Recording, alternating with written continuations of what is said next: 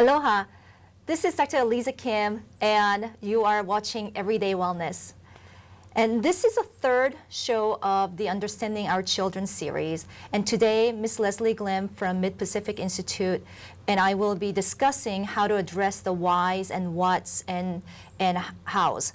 And if you can understand how to address the whys, then responding to hows and whats will come naturally and very confidently. And I feel very confident about that. Well, I would like to welcome Ms. Leslie Gleim. Thank you, Gleim. Thank you for joining us today. And the conversation first began when I asked you a personal advice on how to address my son's never-ending whys. And I felt that your response was so profound that I wanted to share this with our viewers. And you had mentioned when a child asks why, then we first have to figure out, if it is a true why question, or if it's an entry to a conversation or in avoidance of a situation or event. So how do we differentiate which whys the child is trying to convey to us, and how do you handle the avoiding of the situation? That's an excellent question, because throughout the day we are confronted with thousands of whys and what's this about. And I think as parents we come to know our children fairly well, and that in listening to them we come to know these little subtle differences that's happening. For example, the child, if you're walking along and he sees this tree and he goes, well, I wonder why that tree did it, whatever about the tree, then you can toss back to, that's an interesting question. Why do you think? Now, if the child responds with an idea or a theory, then you know he's wanting to have a conversation. Sometimes when we're walking along, the child will say, oh, why is that rock there? Then they move on, and we know clearly that he's had no interest in it. He just saw it. He knew how to ask the question, so we go on with that. But there's times when the child will begin the whys, when, why do I have to go to bed now? And then they will respond back with their own answer, well, I did, and then they'll go, but why do I have to? So I think as parents, it's okay for us to say to them, well, right now we have no choice. We need to go to bed. It's time to go to bed, because we know how children will avoid things if they can, put off longer. So you may be there for an hour answering all these why questions, and you're no further along than where you were before. So is that a form of manipulation, maybe, of a child? I think they like to look at the loopholes they can get by with parents. Right. I know I hear that a lot from other parents saying that. Well, you have written a book with Ms. Sydney Clemens, and it's called Seeing Your Children with New Eyes, which is an excellent book, by the way. And when I started reading this, there's a part that you mentioned that often a child asks a question that could have become a great conversation, but we may unintentionally end the discussion before it even starts. So because we didn't facilitate an opportunity for the child to construct her understanding and form a theory. So this means we have to learn to reflect the question back to the children to begin a dialogue. Well, Dr. Malaguzzi, the founder of Reggio, has a great metaphor for this. And he says, when the child tosses the ball to us, we toss it back to him, adding our own interesting resources. Could you elaborate on what he's trying to say, or what he's saying on this? So the snapshot would be is that when they toss something to you, you're going to interpret it and try to get to the bottom. What theory is he? What idea is he trying to understand with it? And let's say, for example, that he looks up and he sees the moon is out. And he goes, well, why is the moon out? And you may look up and say, oh, I wonder why. Why would the moon be confused? To offer them another idea. And yes, it does sound like fantasy, but yet within fantasy there's some theories happening of what the children do. So now you've tossed something back to have this back and forth conversation with each other as you try to find out why maybe the moon is out still. Well, one of the challenges that I have is I get stuck with my questions. My tossing back of the questions is what really challenges me, because he can come up with, obviously children have a lot of, they're full of imagination. And then for some reason, I get to my part of it, and then I just don't even know how to respond to it because those questions are so valid and they're so profound. And sometimes think about giving yourself permission to have time. So let's say they toss you a question and you really don't, you're not seeing it going farther along where you were. So just write it down as a parent and then come back to it at another day. It has given you time to think about it and the child time to think about it and do some observations and come back with a different perspective. I think there's a part where Miss Clemens had mentioned in the book about just telling a child saying, well, I think the sun is broken, but let me come back, let us come back later on and explore this a little bit more. So, well, we have an audio of a child having a conversation with a teacher that will help us understand this very concept. So you'll hear this clip of a boy conversing with a teacher. Peoples are peoples. People are people. Kids are kids. What am I? A people. I'm a people. Grandmas are grandmas. Grandmas are grandmas. Grandpas, grandpas. So kids can't be people? No. No. Okay. Can people be kids? No. No. But can people be grandmas? Yeah. Oh, I'm confused. When you have another daddy and then you will turn into grandpa. Oh, when you have another when you're daddy and then when you grow up you'll be a daddy and then you're a grandpa. Okay. But grandpas are people. Yeah. Yeah. Grandmas, when there's a girl and then there's a mommy and then when they grow up to a mommy and then there are grandmas. Okay. So when do you become a person? Like if you're a kid now, you said you're a kid. When do you become a person? Next Saturday. Next Saturday?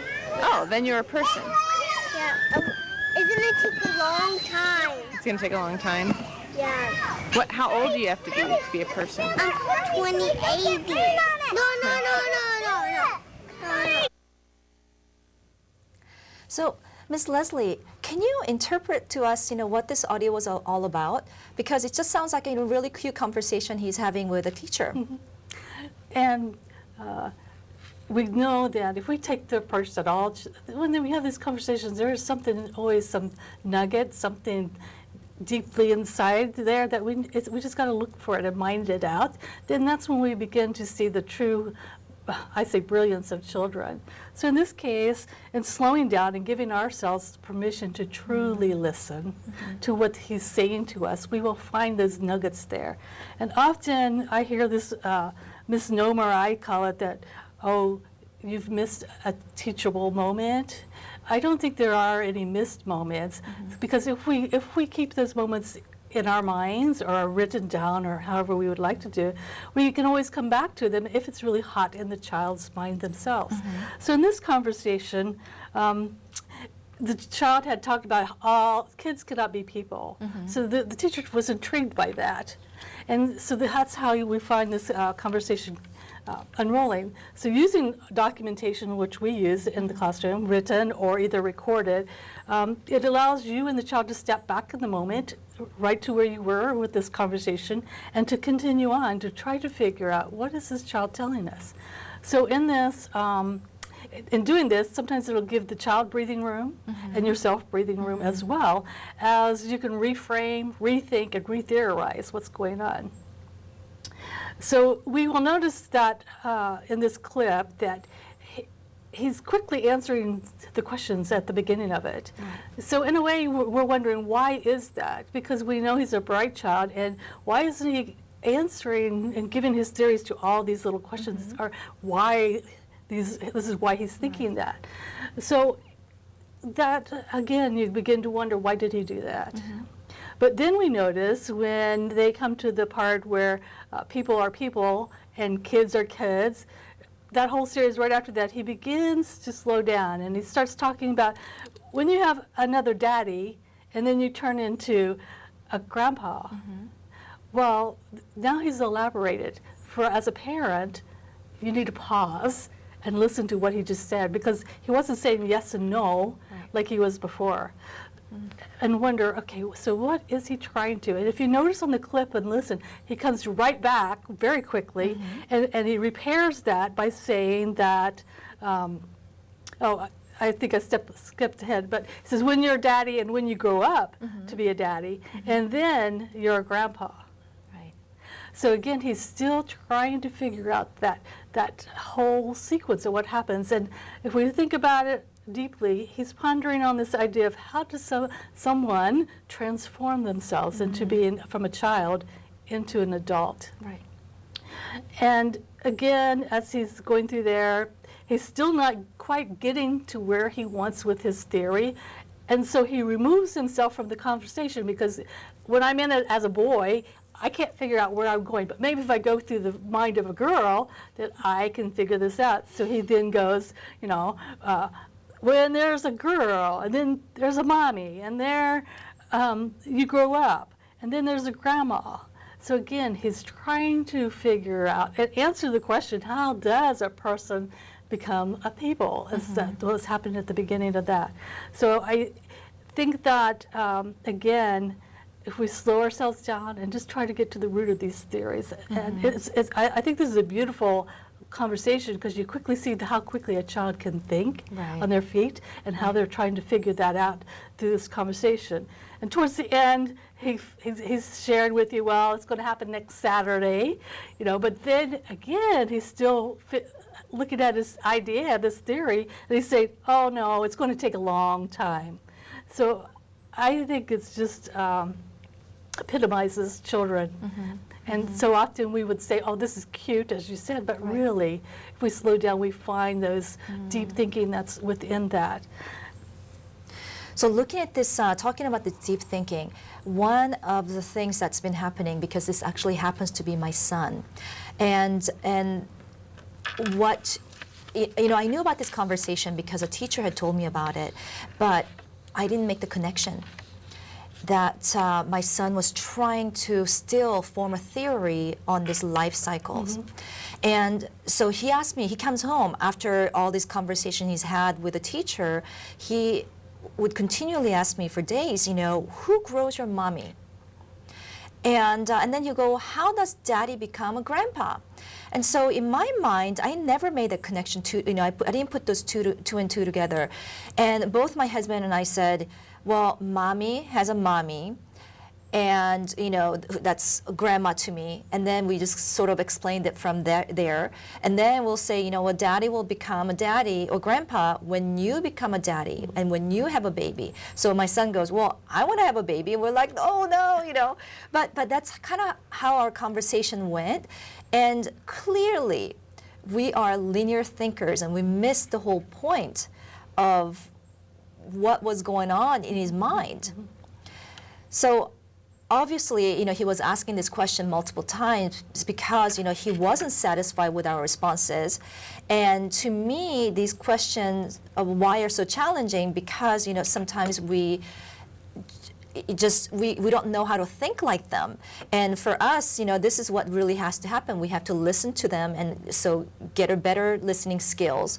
And we also have to try to understand the deeper meaning of what they're trying to convey to us, and put on our thinking cap, and then think like a child and open our brain to this imagination that they have. So what I have found is that mine is quite rusty and squeaky, but I'm trying.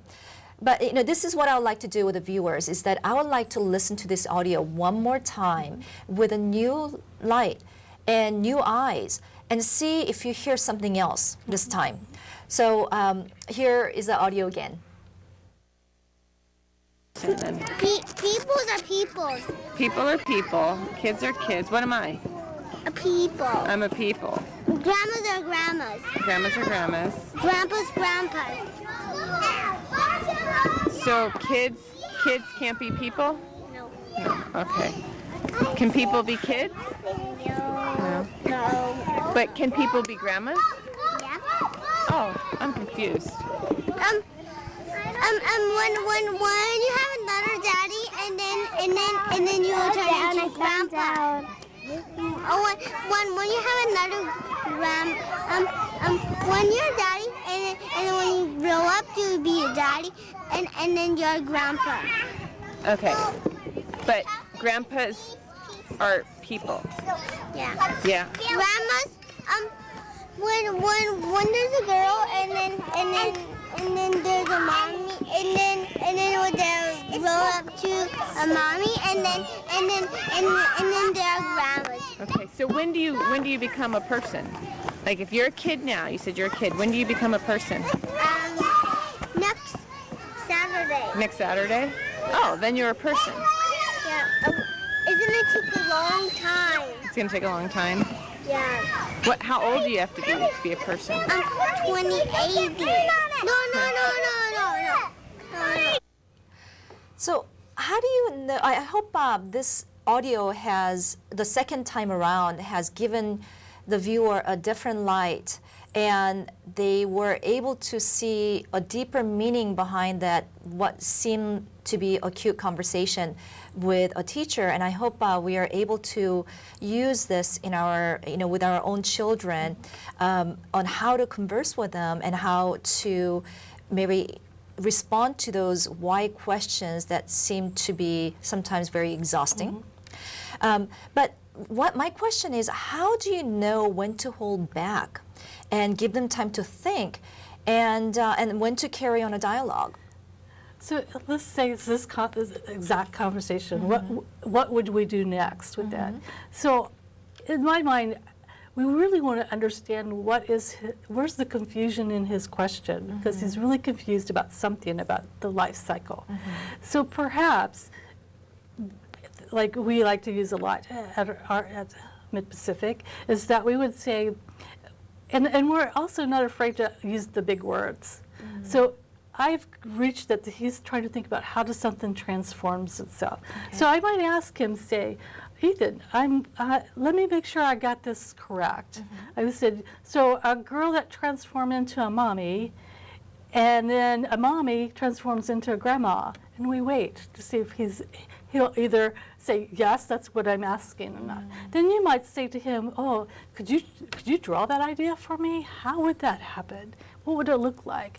And again, it's not about the details of making him do it right, but as he's drawing, he's going to be talking to you about where it is. So you're going to hear exactly where those questions are and where he might be confused. He's not going to have the answer, hopefully, till he's 16 or 18, how this all happens. But yet, you're honoring his question, his theory, and trying to get him as far along that we can take him at that moment. Well, I have to share a little theory of his that he had shared, what happens, where the baby comes from. But this is interesting because he is fascinated with this life cycle theory. So he tells us one day, I was showing him a bunk bed of a hotel, and I said, hey, this is where we're going to go and we're going to stay. And I thought he'd be excited about the bunk bed. But he paused and he goes, Mommy, we need to go get a baby. And then he goes, we need to grow a baby. And I'm like, grow a baby? And he goes, yeah, we need to go buy a seed and go grow a baby. And I said, well, where do we get the seed from? And he goes, from a baby store. So he has this whole theory about how this life cycle happens, starting with the seed, which makes a lot of sense if you think about it. But one thing that I have noticed is that because of this form of dialogue that goes on at school and we try at home, that my child has become more of a problem solver. What that means is, he pretty much, he never panics or gets flustered about anything or a situation. And when I start to get flustered, he'll just say, stop, Mommy. And then he'll give me a solution. So the other day, he was taking a shower, and he was playing with his little toy car, and somehow he rolled into the drain, and it got wedged into the drain. So when we looked into it, you can see the car in there in this little hole, but it wasn't going to go anywhere, but we also couldn't get it out. So I did what a mother would do, is give him that look. And he goes, Mommy, don't worry. We can just lift up the tub and we can get the car. So I'm thinking, wow, that's really clever. And I just started laughing because you can't help it but to think, how smart that, these little children are. So it really gives them that kind of ability to problem solve. You had mentioned something about the drawing part of it, and we will be covering that on our second, or the next show, which is about understanding our children through the 100 languages. And there's a power to, it's so empowering to know that our children can express themselves through drawing and through other media, but we'll definitely be covering that. There is something in your book that I had read that I felt was really important for us to share, because that was on provocation. What does that mean when you provoke a child to respond or answer? And it's not about making them upset or mad. That's not it. So a provocation merely means that when you ask the question, it should, I use the term, make the child think up. So take them from where they are and add another idea to it, or another question. It could be a question, it could be materials in the, sometimes we leave materials in the classroom for them. Again, having I think of it as kind of like, how you have marbles jammed together and then you remove one of the marbles and they start coming apart. So it kind of takes that traffic jam away, and they begin to think of new ideas and new ways to approach a problem or a question or an idea. Okay, well, that's, I love that idea of, we always underestimate the children, especially the young ones, between birth and 5 and 6. But we know that the communication is what they're born with. They have this desire to communicate and express. Yes. And I think we need to honor that as parents and as educators and as adults. Well, I would like to end the show with a thought from Ms. Leslie's book. And this is, it's this, instead of settling down prefabricated permanent answers, we must keep thinking, paying attention to what the children are doing and saying and showing us. Children need to think things through and to see us do the same. Well, Ms. Gleim, thank you for coming on the show. And this is Dr. Eliza Kim. And thank you for watching Everyday Wellness. Aloha.